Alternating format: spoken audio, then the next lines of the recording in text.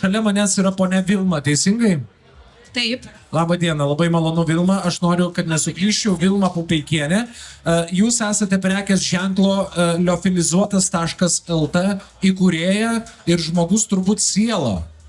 taip. Labai gerai, jūsų labai geras šūkis yra sustabdyk vasaros skonį. Kas sugalvojo šitą šūkį? Jūs pati gal? Dukra. Dukra, labai geras skonis.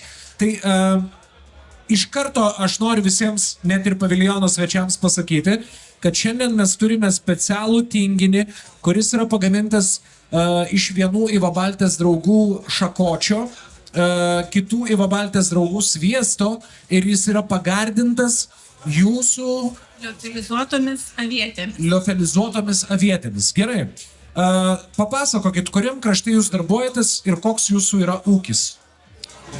Darbuojamės tokiam nederlingam krašte, Zarasų rajone.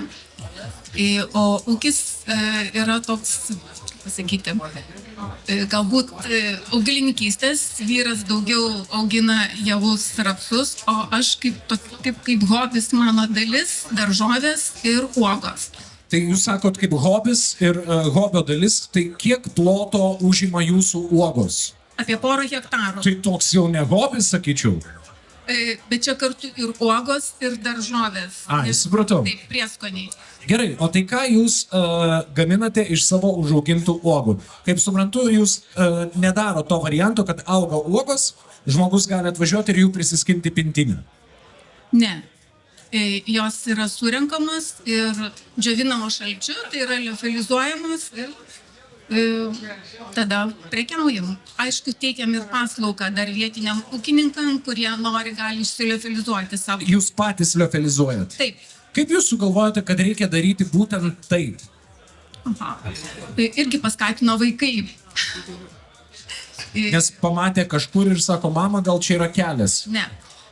Išvažiavo sūnus studijuoti į Škotiją. Taip. Ir vasaros metu nesugrįžta pas mamą uogų pavalgyti. O tai ką reikia kažką sugalvoti. Ir tai teko, ieškojom, pasižiūrėjom ir gimė tokia mintis. Ok, nebuvo baisu pradėti, nes skamba pats tas žodis liofilizuotis skamba pakankamai sudėtingai. Turbūt kiekviena naujovė šiek tiek įneša tokio, nežinomybės, bet reikia ryžtis pabandyti ir žiūrėti, kas gaunasi. O kai nebijai, tai viskas ir gaunasi. Tai kokia yra pagrindinė jūsų tokių produktų liofilizuotų uogų nauda klientui? Gauna visus vitaminus ir vasaros skonį, turi visus metus. Aš noriu pabrėžti ir teisingai suprantu, kad būtent liofilizavimo proceso metu yra išsaugoma, turbūt jeigu ne 100%, bet labai daug procentų tų naudingųjų uogos savybių, ne, elementų. Taip, šiuo metodu išsaugoma labai, kaip prašo, 99% atitinkamai. Gerai. Šiuo metu jums atostogos ar jau paruošiamieji darbai kažkokie vyksta jūsų?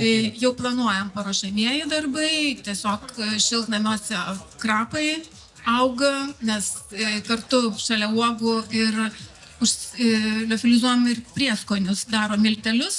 Bet tiesiog dabar sezonas yra šaltibarščių sezonas ateina, tai labai smagu to šaltibarščius gardinti svogūnų laiškų milteliais ir krapų milteliais.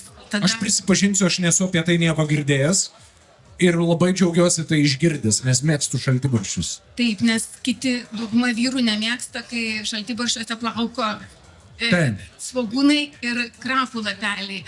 O kai pagardini milteliais, tai tik tai skonį imti, o nematai. Geras, čia labai gerai, čia galima netgi tai patiekti puikiausiai vaikams, kurie dar labiau akimis skenuoja maistą. Taip, tai iki metukų, kai mamos augina vaikus, supažindinti su visais skoniais, tai, sakykime, tie prieskonių milteliai, jie labai puikiai tinka košiam gardinti ir viskam, ir vaikas susipažįsta su visais skoniais, nes jisai žolytės nelabai valgo, o miltelius košiai. O sakykit, kur galima įsigyti jūsų produkcijos? Yra parduotuvė liofilizuotas.lt elektroninė. Elektroniniai parduotuvė, ne? Taip. Aš noriu dar su jumis pakalbėti apie partnerystę su Iva Balte, kaip seniai jūs draugaujat, kaip tai prasidėjo ir ką jūs galite pasakyti apie Iva Baltės bendruomenę. Koks jūsų įspūdis yra? Labai geras klausimas ir turbūt labai gera proga padėkoti šios įmonės sielai, ponui Irmantui, kuris turbūt mus ir pastumėjo ūkininkauti. Tai buvo prieš 20 metų, tai va tokia pradžia buvo. Tai nuo to mes ten bendraujam ir tą techniką keičiame nuolat ir konsultacijom ir visko. Draugavom, 20 metų galima sakyti. Tai kaip suprantu, jeigu atvažiuotumėme jūsų kiemą, technikos iš Iva Baltės tikrai rastumėme. Net ne į kiemą reikėtų, ten tiesiog prie ūkinių į ūkį jau. Ten jau matytųsi tikrai. Taip, aišku. Mes labai džiaugiamės, kad jūs šiandien esat čia, kad esat kartu ir norim palinkėti gerų derlingų metų ir noriu padėkoti jums už pokalbį. Ačiū Jums. Ačiū labai. Visiems.